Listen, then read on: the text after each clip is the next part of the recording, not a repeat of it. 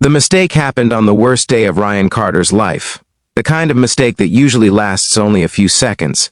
But this one would change two broken lives forever. Ryan had been running through the cold white corridors of the hospital with his 5-year-old daughter Sophie in his arms, his heart pounding harder than his footsteps. The fluorescent lights above flickered against the polished floors of St. Matthew's Medical Center in Chicago, and the smell of antiseptic filled the air. Sophie had a fever earlier that evening, and Ryan had panicked like any single father would. Since the death of his wife 2 years earlier, every small illness terrified him. Sophie was all he had left in the world.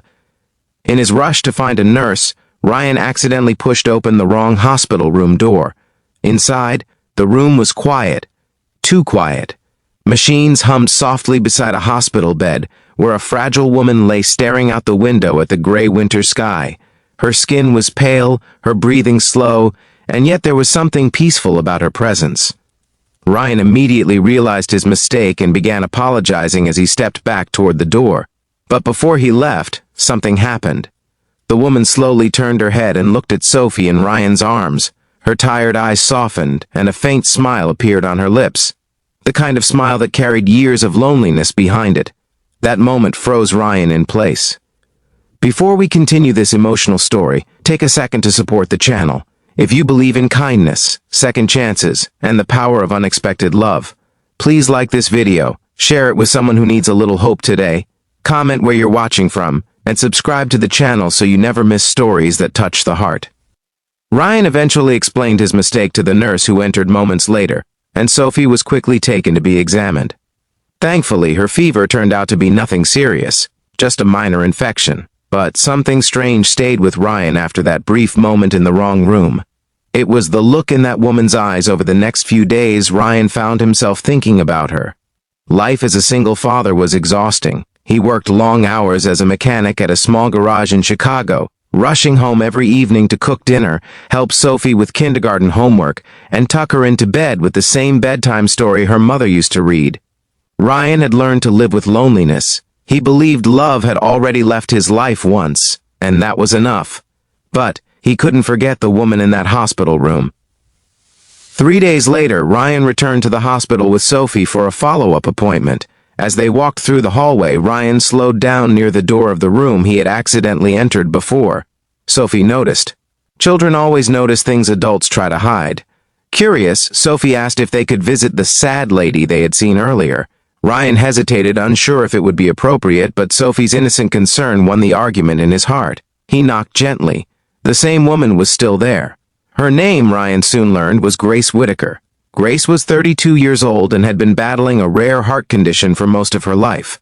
Doctors had recently told her that her time was running out. Her body was slowly shutting down, and without a transplant that might never come, she had months, maybe less. Grace had no family nearby. Her parents had passed away years earlier, and her fiancé had left when her illness worsened. The hospital room had become her entire world, until Ryan and Sophie walked in. Sophie immediately climbed onto the chair beside Grace's bed and began telling her about kindergarten, her favorite cartoon characters, and the stuffed rabbit she carried everywhere. Grace listened like someone hearing music after years of silence. For the first time in a long time, she laughed. Ryan started visiting more often after that. At first, it was just short visits after work. He would bring Sophie along, sometimes carrying small gifts. Flowers, books, or milkshakes from a diner across the street. Grace's hospital room slowly filled with tiny reminders that someone cared. What Ryan didn't realize was that Grace's condition was quietly getting worse. The doctors knew time was slipping away. But Grace rarely spoke about death. Instead, she talked about life, about the places she wished she could visit, the sunsets she wanted to see, the normal days she had never truly experienced. She had spent most of her life in hospitals, waiting rooms, and doctor appointments. Ryan listened, and something began to change inside him. The loneliness he had carried since losing his wife slowly started to fade. Grace had a gentle strength about her, a quiet bravery that made every moment feel meaningful. Even Sophie seemed happier during those visits, often falling asleep beside Grace's bed, while Ryan and Grace shared stories about their lives. One evening, snow began falling outside the hospital windows. Ryan arrived late after work, tired and covered in grease from the garage. Sophie was already asleep in the visitor chair, wrapped in a blanket. Grace looked weaker that night. Her voice was softer, and the monitor beside her beeped slower than before. Yet her eyes still carried the same warm light Ryan remembered from the first day he walked into the wrong room. That night, Grace told Ryan something she had never told anyone. She said her greatest fear wasn't dying. It was dying without ever truly belonging to someone, without ever having a family, without anyone remembering her when she was gone. Ryan felt something break in his chest when he heard those words. For a long time, he didn't say anything. Then, in the quiet glow of the hospital room, Ryan made a decision that even surprised himself. A week later, Ryan returned to the hospital with a small ring in his pocket. There was no grand proposal, no dramatic moment, just a quiet promise between two people who understood how fragile life could be. Grace said yes. They were married in that same hospital room 2 days later. A nurse acted as the witness. Sophie stood proudly beside her father holding a tiny bouquet of flowers, and the hospital chaplain performed the ceremony. Outside the window, the Chicago skyline glowed beneath a winter sunset. Grace cried the entire time, not from sadness, but from disbelief. For the first time in her life, she wasn't alone.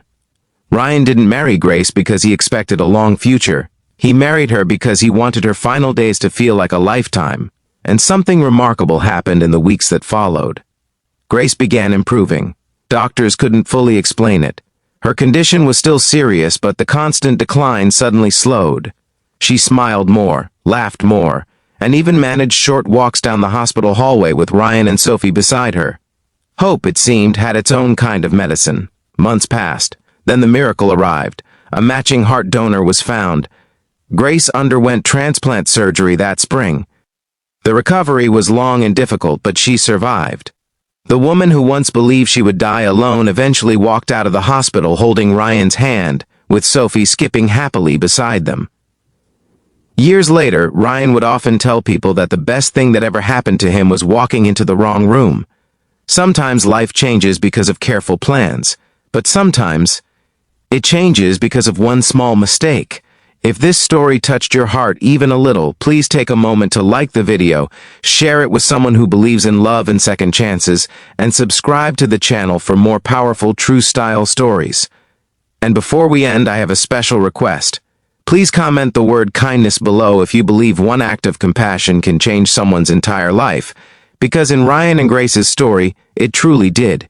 Your support and engagement help these stories reach more hearts around the world. So if this moment moved you, don't forget to like, comment, and share this video with someone who needs a reminder that hope can appear when we least expect it.